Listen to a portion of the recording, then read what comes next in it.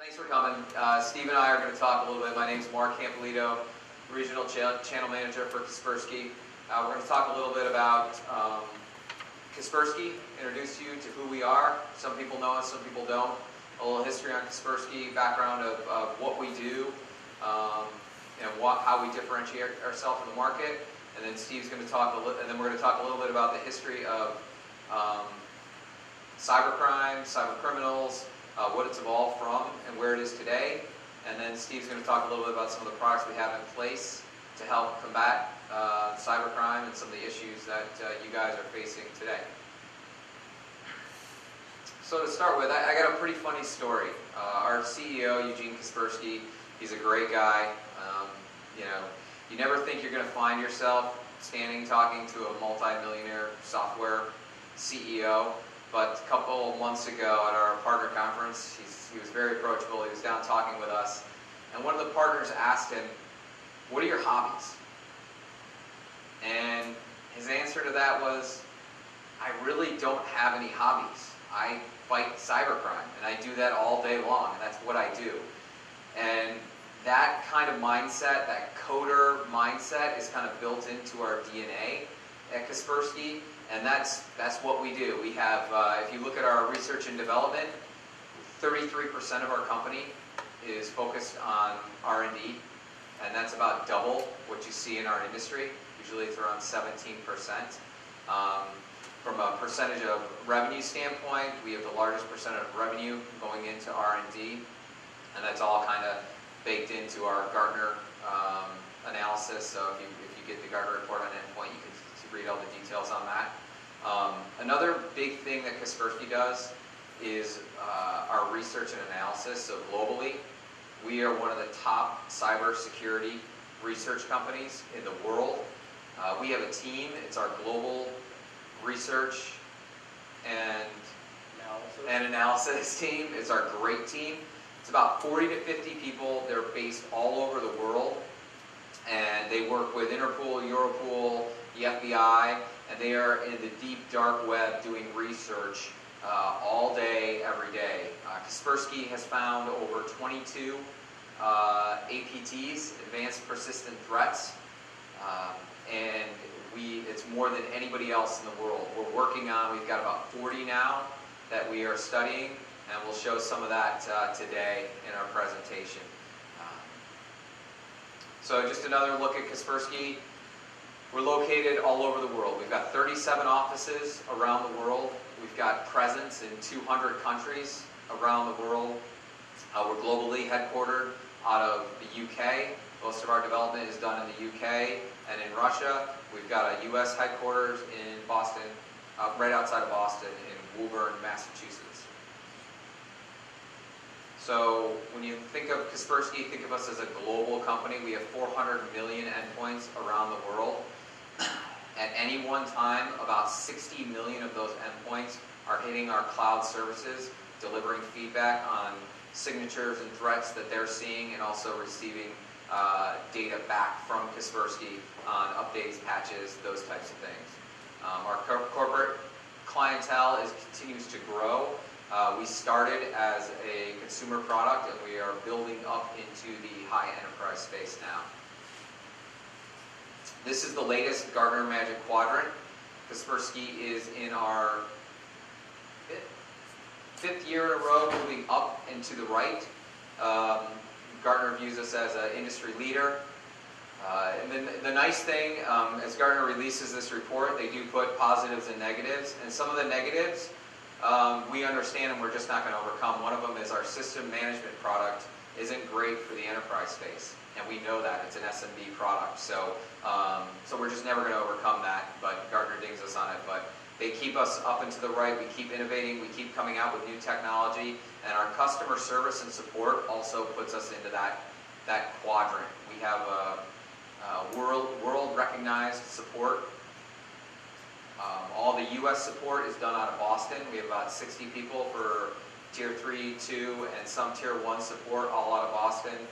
And that's a nice thing working with Kaspersky. If you do have an issue, you get right to your Kaspersky account manager, and they can walk down the hall and tap your support engineer on the shoulder to help you through your issues. And this is one I like to show as a sales guy. We catch more than anybody else. Kaspersky does more independent tests than any of the leading endpoint providers. We say no to nobody. Anybody that wants to run us in their independent test can take our software and run it. We score higher in the top 3, higher percentage than anybody else. And we scored number 1 more than anybody else, also a higher percentage than anybody else. And all this data is out on our website. If you want to stop by our booth, we definitely have this stuff that you can take with you today. So we talk about the threat landscape. This is just a quick look at those 400 million endpoints we have. You can see in 2015, 62% experienced some type of attack. In 2014, that was just over 50%. So you're seeing a huge jump, an exponential jump year over year, and that's continued to grow. Cybercrime is big, big business, and people are making money at it. So, anything that's growing like that, people are going to stay in and continue to try to find ways to outsmart us and other endpoint providers who are trying to protect your network and your information. So this is just a breakdown of what we saw, where the attacks came from an OS perspective last year. Mac is growing, Android growing, and obviously Windows is still far in the lead. A lot of that has to do with, there's a lot of different circumstances to that, but one of the pieces on the Mac side, we're going to start to see that increase because it's just, one of the big points is that there's not a lot of great Mac developers out there, so they're not, they haven't really targeted the Mac users. Also, there's not a lot of business users using Mac, but as that starts to increase, we're also going to see that go up there too. A lot of you, I see a lot of people that look at least my age or older, so you're pretty familiar with the history of cyber threats and what's been going on. But just to give you just a level set, back in 2003, we started to see spyware, malware kind of pop up. It wasn't, we have it listed as a nuisance here. It wasn't going to take down your network. It wasn't going to take your corporation down, but it definitely was causing problems inside of IT departments. We've gotten to the point now where the vendors do a really good job of protecting against that and remediating that if that happens in your environment. But as we got to 2008 all the way to today, we started to see phishing campaigns and some really deep technical malware that was getting into your environment and starting to cause your business problems. And then even today now with APTs, lateral movement, threats, wipers, that's starting to affect reputation and bottom line. And so companies are taking notice. In the US, we've seen the stories, Home Depot and the like. It's really starting to take a toll on large companies. And that's those APTs, those persistent threats that are sitting in your network for several years. So just last year, we detected 310 new files each day. That was our average. You can see the number in 2012, it was 200.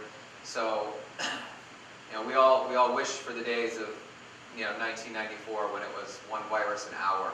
And it's up to, these samples just keep coming and coming and coming. We have so many people looking at these samples, evaluating these samples. Again, that goes back to our great team and trying to piece together these samples. Are they part of a bigger persistent threat, or are they just an isolated sample? We automate a lot of this now, but we still do have those daily workers that are there looking at these samples, evaluating each one. And so our great team provides us this information. We meet with them probably on a quarterly basis. They give us the status of what they're reviewing. So they've broken down, we kind of break the cybercrime groups down into 3 groups. So you've got those annoyances, as we like to call them, down at the bottom. And there's lots of them. They're prevalent in 2013. And then you've got your cyber criminals. They're going after the banks. And then at the very top, that 1%, I guess you could call them the 1% of cyber criminals, you're looking at like nation states, unlimited budget, unlimited tools to go after you and attack you. And then in 2014, something interesting happened. We started to see that expand. So outside of just the annoyances. So those financially motivated hackers going after banks, going after your banking information. The nation states with unlimited budgets starting to grow. And that's where we get into our APTs. You can see the growth of these persistent threats. Starting with Dooku, Stuxnet, all the way up to Carbonac. Steve's going to talk a little bit about Carbonac. That is one that we discovered. We call it the billion-dollar APT. It was widely publicized in the U.S., and Steve's going to get into a little detail about that, how we found that, and what we did working with Europol to help alleviate some of the issues that was causing.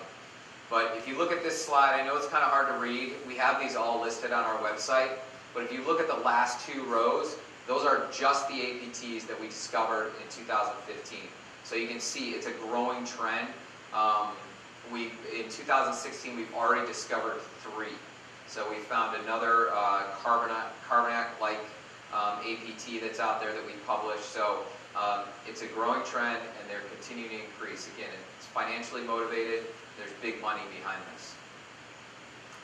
And so the real scary thing is this year, and the research we found last year, is we're starting to see that line blur between the nation states and the cyber criminals.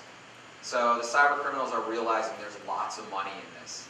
So they're going out and they're spending the money to pay for the highest level hackers, to get the most intricate tools to go after your systems, and to spend the time that it takes for a persistent threat. So a persistent threat could sit on your network for a year or two and just be gathering data, gathering information about how your workers work, and getting control of the network. And so we're finding that the criminals are becoming more patient and willing to wait for that. Now we're going to go into Carbonac. Steve's going to talk a little bit about what Carbonac was, how it happened, how we found it, and then we've got a cool little video that we're going to play after the slides. It's really interesting and a little scary. Yeah. So Carbonac was a little different. Initially, we got brought into it because there was a bank over in Europe. Specifically, this one was in Russia, and they were starting to see a lot of money disappear. They didn't really know where it was going. They had no idea what was happening. So we got called in to investigate it. Basically, what it turned out was this one got in through a phishing link that somebody clicked on in an email, and it infected its way through the network. Now, what it did after that was it gave the cyber criminals access to the banking systems so that they were actually able to go into the banking databases and modify how much money were in people's accounts. So the reason why I went on for so long undetected is because let's say you had a bank account and you had $1,000 in that bank account. What they would do is they would deposit, well, quote unquote deposit, $1,000 into the account, and then they would withdraw that $1,000 from an ATM anywhere in the world that they wanted to. So when you log into your bank account, you don't see any change in how much money was in there. You still see your original $1,000, and they just took out a fictitious amount that didn't really exist in the first place. So all this money was just disappearing, and what they would do is they would delete logs and certain traces that would show the transactions, so that way nobody could really trace it back. But what we discovered through this, it wasn't just in Russia. They did hit some United States banks. They hit banks in China, Germany, and all throughout Europe and Asia. So it wasn't just restricted only to Russia, but they pumped out about, in the Russian banks, $500 million to $1 billion over the course of a year. In other regions, there are some U.S. banks, I believe, that reported $5 to $7 million over the course of a year. So it's a pretty good chunk of money that they were making off this that went undetected for quite some time. Actually, if you want to cue the video. Oh, it's the next slide. Oops. There we go. So what this is actually showing is what they would do to get the money out of the banks is they would just pick a random ATM. They would hire money mules. So I don't know if you saw it, but a couple of dollar bills just flew out of the ATM there. He didn't even touch the ATM. And what he'll do is he'll text back whoever is operating the control server to say, yes, I received the money at this ATM. And then what's going to happen now is they're going to start sending commands to the ATM, and he's going to rush up and put his bag right up to it, and money's just going to start printing out of the ATM until they empty out the whole thing, or until they empty out the specific amount. So this is essentially how they got the money out of the banks once they altered the bank account. But yeah, so that was probably one of the bigger ones that we went through last year in terms of the attacks. But the rest of it just shows him basically just pulling more money out of the ATM. So nothing terribly exciting. So this kind of describes a little bit of everything I just said. So once again, everything came in through a phishing email and made its way throughout the network, and that's how it got through. So the real question is, what countermeasures are there to really protect against this type of stuff? What do we offer in this equation? So this right here is actually a flowchart of what something has to go through with our regular endpoint security product that would sit on a workstation in order to fully infect the system. So there's a lot of different components here. Some of them are automated, some of them are things that can be set up. Most of the more popular methods are, a lot of people of course like to rely on just an engine, which is fine. But there are other ways that customers can proactively defend against things. Number one, maybe you're in a type of company where maybe people shouldn't be using certain types of applications, or they shouldn't be going to certain websites. You can lock out a lot of this stuff by doing simple web URL filtration. Maybe you do manual rules, maybe you base it off of something like a cloud network that can give reputation. Another part of it though, and this would have helped a lot, especially in the case of a bank or something else, is doing what we call default deny approach. I do this a lot with customers in financial and medical, but it basically, you set it up so that it blocks everything, and then you only allow specific drivers and applications to run. Normally you would base that off of a template image. You can also build up different categories. Maybe you have finance, or maybe you have sales or IT, and all their utilities are in there, and only certain users can run those. Another approach is by controlling privileges. A lot of things will target certain registry keys or directories on an infrastructure. We have a privilege control where it says if there's an application, you can control, depending on how it's categorized, or you can even manually specify this. Does it have write access to a registry? Can it only read? Can it talk over the network, launch other processes? There's a lot of that in play. And the majority of these things also just get in through outdated software. That's simply it. So by making sure things are left up to date, patching them, maybe it's Windows updates, making sure security patches are installed, that is one of the best things that you can do and keep up on to keep a lot of zero-day threats and vulnerabilities out. Having said that, things can still get through. So that's why in our product we have a component called System Launcher. This is only for the workstations. For servers we have something a little different because file servers need to be treated differently. But when it comes to workstations, what this does is it's really two pieces. The first is if something hits the system, maybe you already have software in the system, what have you, it'll analyze what's going on in the system. It'll check to see what version of Adobe are you running. Are you missing some Windows patches, updates, things like that? If you didn't install any updates, what this will do is if there's known vulnerabilities or reported vulnerabilities, things like that, it'll actually use that information to kind of plug the hole, so to speak. That way you have, well, it buys you some time until you actually patch it, but it'll keep you protected as well. Of course, we still recommend installing patches and not just keeping them out of date and letting this do it all the time.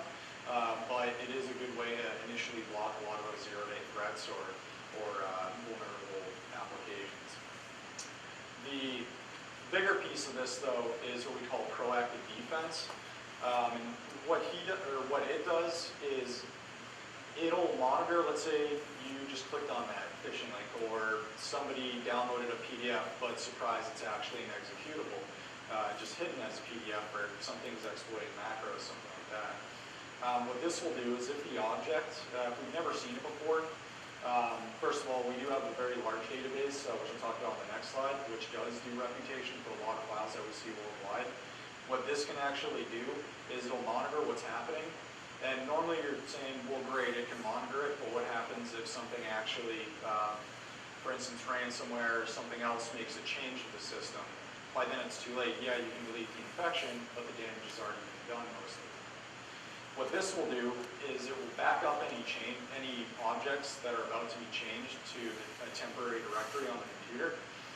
So that way, for instance, if it is ransomware, let's say it encrypts all your My Documents or something like that, it'll make backups locally on the system in the temp directory. Once it figures out, hey, this behavior is that of a malicious program or ransomware or something like that, it'll actually delete the infection, quarantine it, what have you, and then from there it'll restore, it'll delete the encrypted copy of the file or the altered version and restore the original.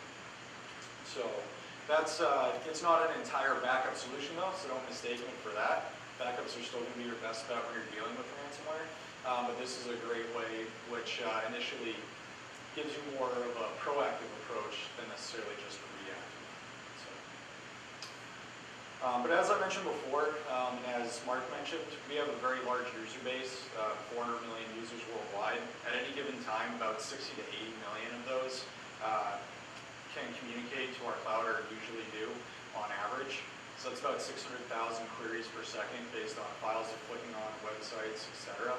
And we can use this data to help protect customers worldwide. All the data is anonymous, of course. It's just hash files or URLs that they might be going to that are infected, things like that. But it still makes a big difference. The other piece that I mentioned, once again, was by using controls to lock down. So we do offer web controls, device control, and application controls in all of our products. Our server and endpoint products. So those are available. But those are another layer that you can do to really, once again, solidify your foothold on your endpoints. But the last component, which we just released, this is specifically only for file shares only, is if you're running Windows file servers with shares, that system launcher stuff doesn't work on the file shares simply because you're not doing real-time rollbacks and backups of the files in temp and things like that. It's going to affect a lot of performance. So what this does is it's an engine designed just around blocking ransomware-like behavior from even hitting the share. So it'll monitor the interactions while they're trying to touch the files, things like that, and it'll block the attack by using different algorithms and engines before it starts taking over the files. So that's our newest addition to our endpoint family, which we're offering even with our regular licensing and on. So, but yeah, Mark, do you want to take it back over? Yeah, we should be able to hold it up. There you go. Yeah. So in summary, remember who Kaspersky is. We're a global leader in the security community. Feel free to reach out to us, talk to us. We can, bring that information to you. We post a lot. You can see those links up there: ThreatPost and SecureList. Those are our sites. Feel free to follow Eugene Kaspersky. I think he's very vocal on Twitter. What did you say? Somebody rated him the #1 follow on Twitter? Yeah. So I don't know if anybody reads Dark Reading. They're an online publication. A lot of security analysts read them specifically. They actually just rated his Twitter account the #1 to follow in terms of security vendors and security CEOs, things like that. He's very active on it. And another thing is we talked about these cyber criminals getting into that 1%, using the same technology as some of these nation-state threats. We started to open up some of our intelligence, so now we have a whole security intelligence services, and all of those products are independent of our endpoint. So we're opening up our research, we're selling our reporting, we're selling our threat feeds, so that customers that don't have Kaspersky on the endpoint are able to take advantage of that 400 million end user network and what they're seeing out there. We're selling end user training, IT training. So we're trying to bring our knowledge out to the marketplace again. We believe in a layered approach when trying to attack the cyber criminals that are out there and trying to get into your network. So we feel our information, whether it's on the endpoint, whether it's our reporting, whether it's our feeds, is valuable for people to have. So anything we can do to help stop those cyber criminals is really what we're trying to do. So Steve has another presentation. He's going to go deeper into the ransomware piece at 1:30 today. And then also we'll be at the booth through the end of the day. So if anybody wants to stop by and talk with us, feel free to stop by, and we've got some information there. We can also provide you more information if we don't have what you're looking for. So thanks everybody for coming. I know we finished a little early, but appreciate everybody stopping in today after lunch. Yep. Application control. So say you allow Word, Excel, and all of them. Yep. You usually try to launch Internet Explorer and stop it. Yeah. So it depends which way you have it set up. So if you do default deny, it'll block anything unless it's not on a whitelist, or unless it's on a whitelist, I should say. So, for instance, if you did that, we have a lot of people that don't like using Internet Explorer, so they use Google Chrome instead, or something different. So they're just like, we don't want them running Internet Explorer because we're not really paying attention to it. So they'll block all of their web browsers, and then they'll just whitelist one. So a user gets an email attachment in the Word doc as the Macro. And you're allowed to use Word because of the macro. How does that interact and stop the virus from? So that's why you do have the engine as a backup, right? So the whitelisting and blacklisting, while it's a great approach, it'll stop like maybe, I don't know, 95% of it or what have you. If it was the only approach, there would be other companies out there, ones that only do whitelisting and blacklisting. They would make a killing if that was the case. Then you wouldn't have to run engines and take up a little bit more resources than just blacklisting and whitelisting, right? But having said that, a lot of the times what the macros will do is it'll try to download something and then execute something else. So the majority of, for instance, you were in the ransomware thing that I had this morning, right?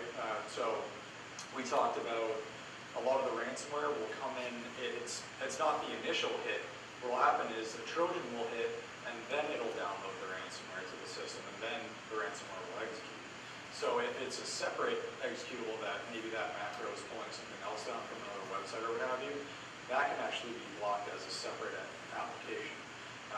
But the real purpose of the more advanced engines like System Launcher, and a lot of the other anti-malware components are there to kind of act as additional layers. So you don't only rely on one layer, like you don't only put a firewall on your network and then hope nothing gets behind that, right? It's the same thing with endpoint security. So.